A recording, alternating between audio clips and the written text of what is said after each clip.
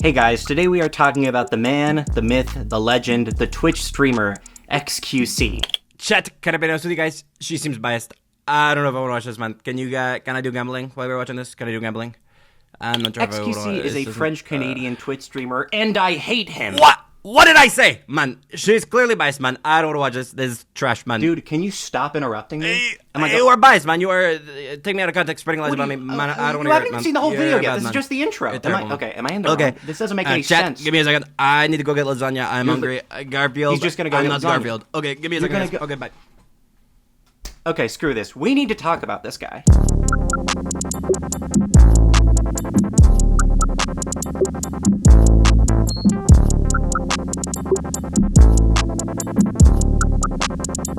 Hey girlies, welcome back to the channel. I'm Philippides from The Legend, and now that I've run my marathon to Athens, I'm going to collapse and die. On today's docket, we are talking about Twitch streamer drama, which means it's official.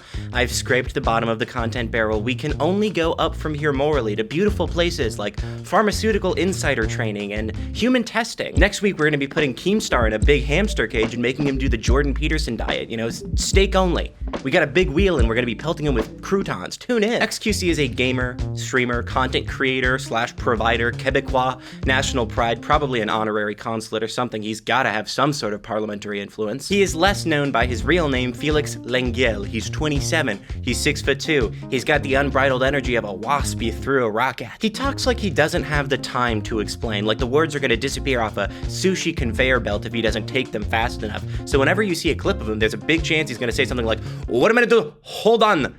And that just means, wait a minute, dude, hold on. He's just speaking XQC. You need to do like a 4-month immersion program to understand it, but eventually you will. He was the biggest Twitch streamer for 3 years until he signed an exclusive deal with new streaming platform and Twitch competitor Kick, which we will talk more about later. He's a highly contentious figure seen as a sort of wild success story as he started out as a competitive Overwatch player and then transitioned to becoming the biggest streamer in the world. And he is a massive personality, a character even. So let's talk about content theft, gambling, public drama, and more.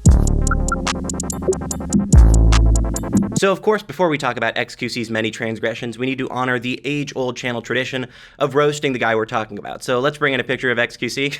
Thank you so much. I just know this guy is gold 3 and ranked, calling you an archaic slur when you cut him off in traffic. Show me habitually unemployed serial entrepreneur Machine Gun Kelly. He's got a build that would go triple platinum in standing alone at parties. It's like his parents were the inventors of red Solo cups and loneliness. He's winning a MacArthur grant for his groundbreaking intensive first-hand research on watching finance majors play beer pong. He does have a boyish, elven charm though. I could easily imagine him producing Matchbox cars at Santa's shop or toiling away to make flavored candy canes in a Swiss confectionery. He's got the look of a guy that wears wooden clogs, paints brush-script signs in a novelty Bavarian town, knows how to fold a soft pretzel. G Fuel ambassador Legolas over here looks like the son of a Nordic billionaire whose tech startup is researching blood warfare for Navy SEALs. If you go to the oldest encyclopedia in the world and look up the word guy, you're gonna get a picture of him. As if this guy can't get enough problems, he's also Quebecois, which is an identity made up by French Canadians to justify talking like cartoon characters. I do a character called European Twitch streamer sometimes, which is inspired by XQC and others, and sometimes people tell me, oh, XQC is Quebecois, not European, as though Quebec was now dropped onto the North American landmass like carpet bombing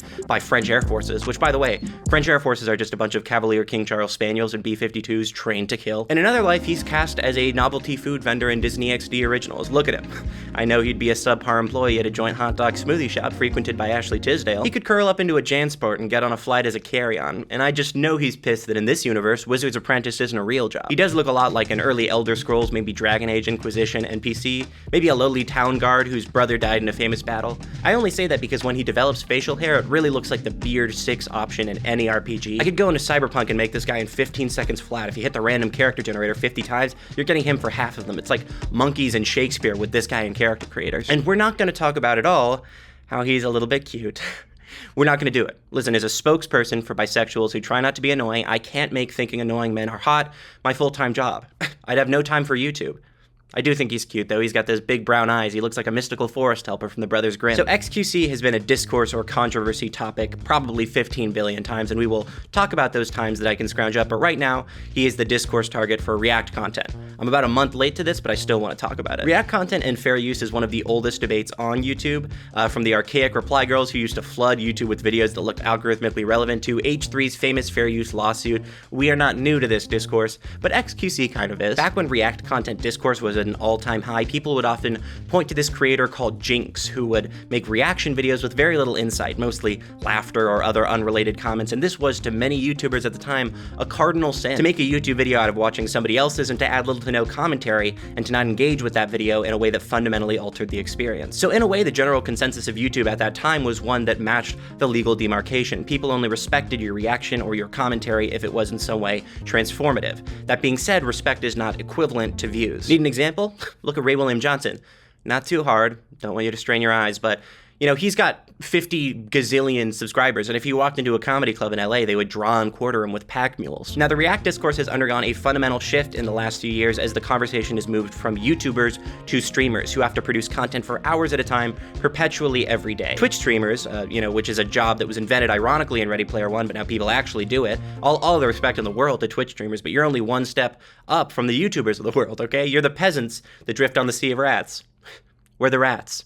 You're welcome. You do know Twitch was invented by the US military as a way to test wide-scale psychological terror attacks? That's what the AOC Among Us stream was, that's what Trainwrecks is, that's what League of Legends is. But just like on YouTube, the median content on Twitch is some inexplicably popular person watching somebody else do something, or watching a viral video. Because when you Twitch stream, you must fill hours of time every day. It is a fundamentally different conversation than YouTube, where you can choose when and where and for how long you will create and upload. Twitch is much more similar to a 9-to-5, where you have to pretend to look busy all day for your audience bosses, or else they will ask you to open your search history, and they're gonna see all of the Birdo and Garfield Rule 34 stuff. All of it. They see it every time. Don't ask me how I know, they find it. So when you're asked to fill these swaths of time, content creators are a bit more understanding when you just want to watch one of their videos and talk about it or react or commentate, because what else are you going to do? Create original uploadable content for 9 hours a day? No, that's a ridiculous request. And I really do understand that. I want to hammer home that reacting to videos on stream makes sense and is not bad on its own at all. But what XQC does is total dog shit. XQC has come under fire for watching videos on stream, essentially passively watching these videos. This came to a head with LEMMiNO, a creator who essentially makes long-form documentaries about a range of subjects, from Jack the Ripper to historical conceptions of other planets to, in the case of the reaction, the JFK assassination. These videos clearly take a long time. They involve research, animation, editing, knowledge of pretty much every step of the filmmaking process, years of experience, and they come out unbelievably polished for a YouTube video. They are on another level quality-wise compared to nearly everything else on the platform. His source list for the aforementioned JFK video has 226 entries. And XQC reacted to this video, added nearly nothing, and then uploaded it to his YouTube channel and got about 450,000 views as of a few days ago. And this sparked a lot of conversation and controversy. On the face of it, this is a dick move, if not wrong outright, to essentially hijack the work of somebody else and upload it for your own gain. To think that there are people who watched this video through the intermediary vessel of XQC, and because of that, LEMMiNO didn't get rightfully earned views or ad revenue, is pretty mind-boggling and unfair. But XQC was willing to defend this. He hopped on the H3H3 podcast and debated with Ethan Klein as to the legitimacy of his practices, and it was a total nightmare. So this debate happened about a month ago, and it is a total mess. Ethan tried his best to hold the whole thing together, but he was woefully unable because Felix doesn't seem to understand exactly how and why points should be addressed in a conversation. He constantly changes the subject, engages in whataboutism, and tries to incriminate Ethan. Ethan, on the other hand, does his best. He pulls up a tweet thread where somebody shows that XQC's reaction videos, in fact, do not drive a significant amount of traffic to the videos he reacts to, if any, if a positive contribution at all. He also reveals that he messaged a random creator that XQC reacted to, and reveals that the creator in fact said they're okay with reaction content, but XQC is 100% stealing. It's not transformative, and he doesn't send people to the channel well enough. Additionally, Ethan is able to bring up videos where XQC contributes virtually nothing for the entire length, and for whatever reason, Felix is incapable of responding to these pieces of evidence without kind of freaking out and telling Ethan that he does the same thing, which he does not, at least not to the same level. This all ends with XQC getting angry, doing the worm on camera, leaving, and then DMing Ethan to try to rile him up in an exchange that ends with Felix saying, "I got your whole house on my wrist," with a picture of his expensive watch. He tried to win the debate with flexing. Does XQC think he's fucking Quavo? This is incredibly embarrassing and showing of XQC's character and behavior. He seems to have a very difficult time engaging in these conversations maturely at all, and would rather break down the conversation until it is no longer worth having. In this debate, he even says that he does not care about fair use law, so it is unbelievable that somebody hasn't tried to sue him for the videos at the size at which he operates.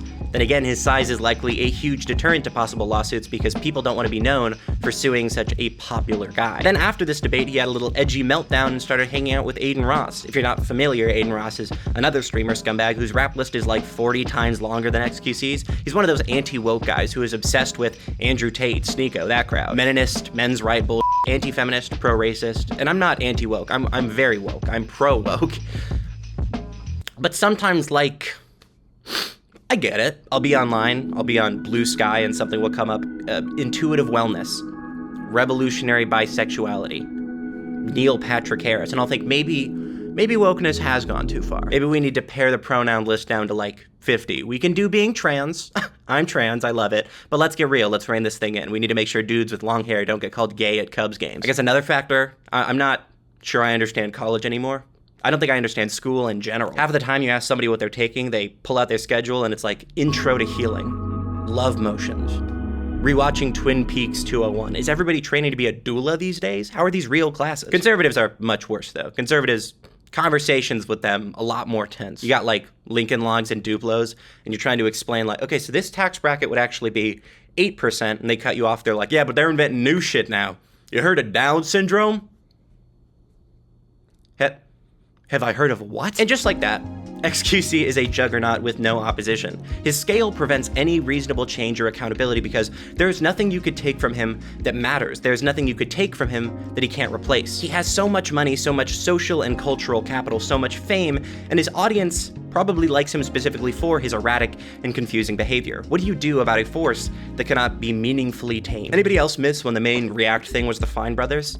No, like really, I know they tried to copyright the whole thing for infinite money so that they could freeze their hearts like Rockefeller and be revived in spring water in the Maldives, but there was something pure and twee about those videos, like a Zooey Deschanel ukulele cover. They had second graders fresh out of addition class, teenagers who had really never been more self-conscious in their entire lives. Just the anxiety version of religious extremists, fiddling with Fjallraven Kankens like the St. John Bible. And they had the adults and the old people who were probably just racist. That's the full scope of the human experience on the React channel, and we let it slip away. I just know all of those old people were roaming an open field enclosure in northern Vermont between takes, feeding llamas oats. Bernie Sanders was there somewhere, 100%. Our free-range React channel, elderly people being hand-filled almond milk and Cheerios by the Fine Brothers. The golden age of YouTube, truly. But in retrospect, it's kind of weird that that content was seen as lowest common denominator or a little bit hacky, because at least it took effort and planning. At least there was a format. At least they had a sort of reflection section. That was truly transformative. That's not always possible on Twitch. So let's talk about something that people do talk about, but nowhere near enough: gambling. Gambling is a huge part of live streaming these days, and people who don't watch streams might say, huh, what, why? Why would that be interesting to watch gambling? I'm glad you asked. I don't fucking know. And when I say gambling, I don't mean poker. Poker's at least interesting to watch. You got guys wearing aviators with slick back hair. They look like extras from The Outsiders. No, I mean roulette, I mean slots, I mean watching streamers put down thousands of dollars, hundreds of thousands of dollars at a net loss, and make no mistake, it's a promotion of gambling, and XQC has been one of the biggest culprits. Twitch has, though, made large strides to disincentivize and ban gambling streams, so what's a gambling addict to do when their main platform doesn't let them publicly gamble in front of children? You go to a place that does. XQC signed a $100 million streaming contract with Kick, a site that seems to have shareholder and ownership ties with Stake, a massive crypto casino and sports betting website. Now, Kick's whole draw to this point has been that their community guidelines and content guidelines are much less restrictive than Twitch's. Case in point, on Aiden Ross's first day streaming on Kick, he opened pornography in front of his audience that was full of minors. So Kick seems to have infinite money to offer to streamers like XQC to come to a website that will allow him to do anything, absolutely including gambling, which he made a return to in mid-August with a Stake-sponsored stream in which he won $500,000. Okay, one, it is absolutely not ethical to be sponsored by a gambling company, and two, it is even worse to show an audience that probably has children in it that you can win huge sums of money from gambling. The facts are that gambling is a predatory business model meant to suck in and destroy people with addictive personalities, and it is remarkably easy to sink your teeth into those people if you advertise to them and tempt them effectively. An addiction is a disease, it is a massive psychological problem, and it will absolutely decimate lives if it is allowed to. From the Mayo Clinic's page on compulsive gambling, compulsive gambling, also called gambling disorder, is the uncontrollable urge to keep gambling despite the toll it takes on your life. Gambling means that you're willing to risk something you value in the hope of getting something of even greater value. Gambling can stimulate the brain's reward system much like drugs or alcohol can, leading to addiction. If you have a problem with compulsive gambling, you may continuously chase bets that lead to losses, use up savings, and create debt. You may hide your behavior and even turn to theft or fraud to support your addiction. From the article, a ticking time bomb, gambling addiction is at an all-time high and it is about to get worse. In reality, the symptoms of problem gambling and substance abuse disorder are very similar. Both come with higher than average rates of depression, anxiety, and suicidal behavior.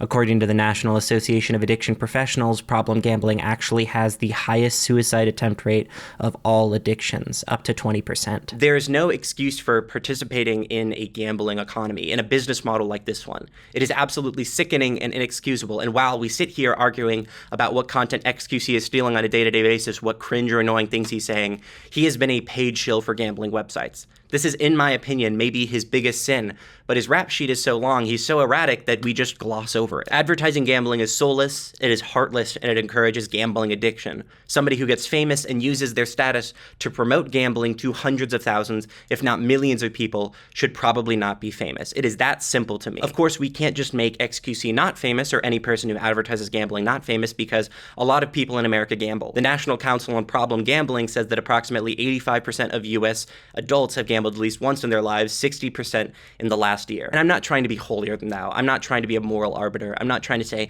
I'm a better person than XQC, but I'm saying that if XQC uses this platform to encourage people to gamble, to take money from gambling websites, that is absolutely an irresponsible use of your platform. But gambling is a culture on the internet that of course extends to video games that allow players to gamble away fake money on randomized loot boxes because that ropes young people in even sooner. Developing addiction young, you're not going to believe it, is kind of bad for you. I feel as though I've made my point clear here, that gambling is incredibly volatile and dangerous, that if somebody is to advertise gambling to an audience, they are promoting something incredibly menacing and dark. Whether or not XQC is a gambling addict himself, he's said in the past that he is, it is extremely upsetting that people like this are able to use their financial status to allow them to gamble and promote gambling in public with little to no consequence. No, social backlash is not consequence. XQC complaining about people pouncing on him the first time he gambles on Kick in a while is not consequence. On a stream, XQC revealed that his lifetime wagers on stake.com were $685 million. Of course, he showed more losses than wins, as though that's gonna, deter gambling addicts. His colleagues have criticized it. His audience has criticized it.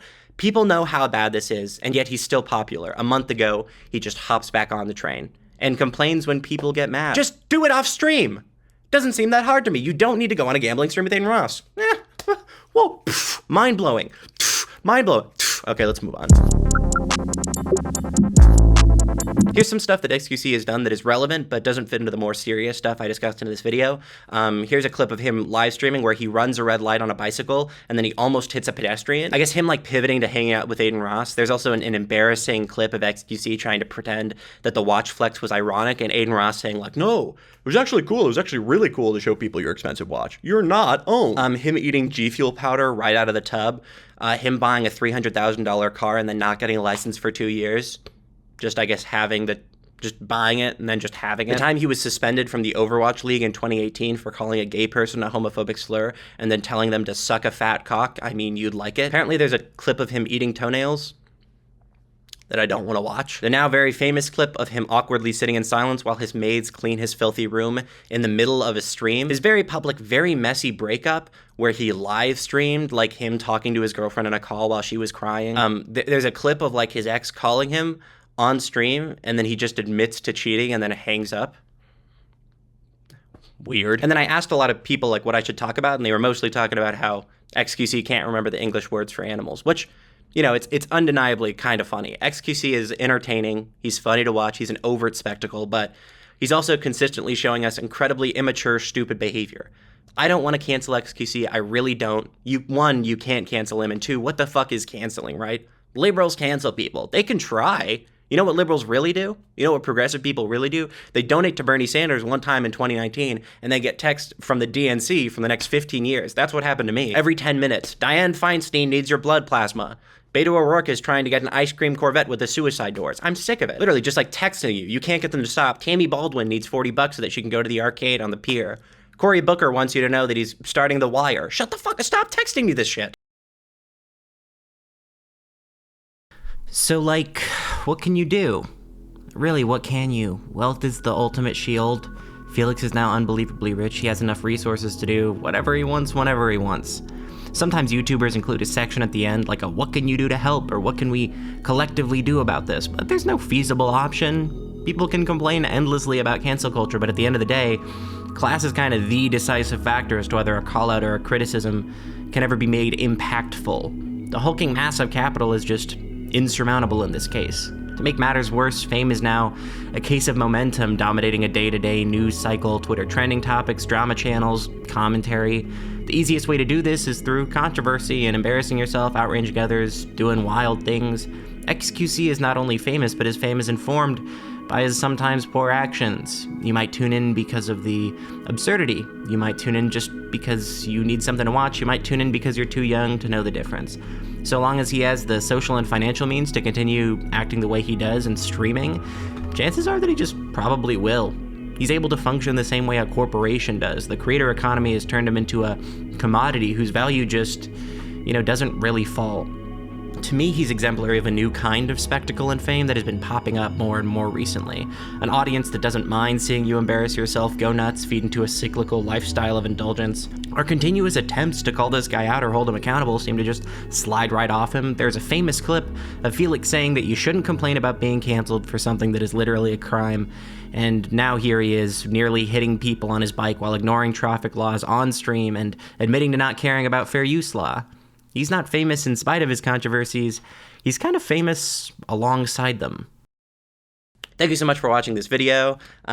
If you liked it and you want to support me, my Patreon is cool, and I like it when people support me on Patreon. I do weekly updates every Monday after I release a video. I reflect on that video, talk about the next video I'm going to make, and then talk about whatever else. I also have a royalty-free music library. If you like the music that I played in this video, all of that is available to use in your own videos.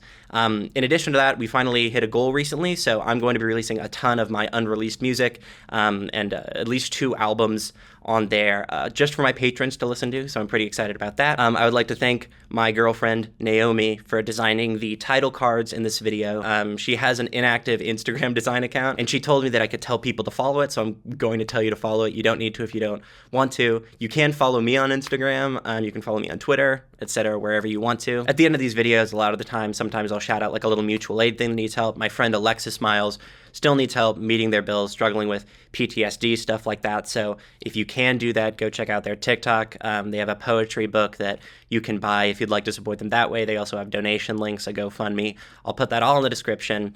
Yeah, that's it. Thank you so much for watching this video. I will see you guys again next Friday. Take care of yourselves, take care of others, be kind to yourself, and be kind to others. Bye.